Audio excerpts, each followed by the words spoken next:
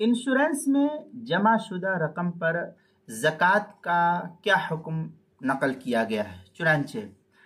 Car या इसी तरीके से दुकान या मकान वगैरह और कारोबार के लिए इंश्योरेंस में जो रकम जमा की जाती है, इंश्योरेंस कंपनी में जो रकम जमा की जाती है उसकी वापसी हतमी और यकीनी नहीं होती है और आमतौर पर यही देखा जाता है कि इस रकम को इंश्योरेंस कंपनी जो है वापस भी नहीं करती है। इसलिए इस पर ज़कात के वजूब का हुक्म तो नाफिज नहीं होगा, यानी इस पर ज़कात वाजिब नहीं होगी। अलबत्ता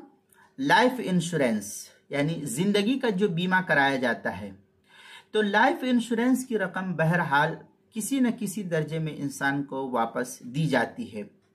इसलिए उसमें जमा शुदा असल रकम पर मिलने के बाद गुज़िश्ता सालों की ज़कात वाजिब होगी। मसलन जितने साल से वो उस कंपनी में, इंश्योरेंस कंपनी में, लाइफ इंश्योरेंस में वो पैसा भर रहा था, तो जितने साल, मसलन 10 साल से वो पैसा भर रहा, अब वो देखिए कि कितनी रकम उसकी जमा हो गई 10 साल में, जमा करते करते 10-10 हज़ार रुपया, इस तरीके से कितना उसका जमा हो गया है। तो जो इसकी असल जमा शुदा रकम है, मसलन 10 साल में समझिए कि एक मिसालन मैं अर्ज करूं कि 5 लाख रुपया उसका जमा हो गया, तो अब उसको जो 5 लाख रुपया है, तो इस 5 लाख रुपए पर उसकी ज़कात का वजूब का हुक्म नाफिज होगा। और जितने साल उसने नहीं दिया उसके हिसाब से अगर हर साल वो निकालता हुआ चला आ रहा है तो ठीक है, और अगर नहीं तो जितने साल का, पहले साल का हिसाब लगाए, फिर पहले साल के अदा करने के बाद फिर दूसरे साल, फिर तीसरे साल, फिर चौथे साल, इस तरीके से जितने साल की है उतने साल की वो ज़कात अदा करनी उसकी जिम्मे वाजिब होगी।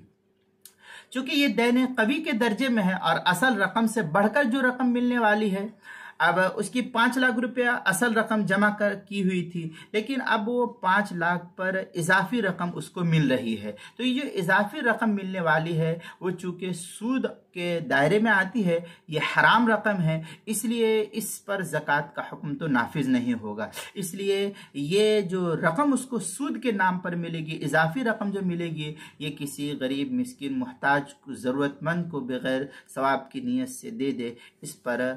पर ज़कात का हुक्म नाफिज नहीं होगा। दुर्र मुख्तार में है फ़तजिब ज़कातुहा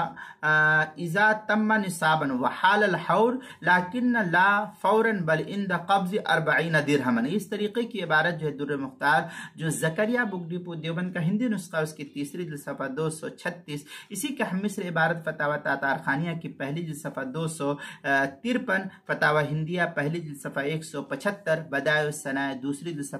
सफ़ा 90, किताबुल मसाइल उसकी दूसरी जिल्द सफ़ा 217 पर इसको नकल किया है, वहां देख सकते हैं।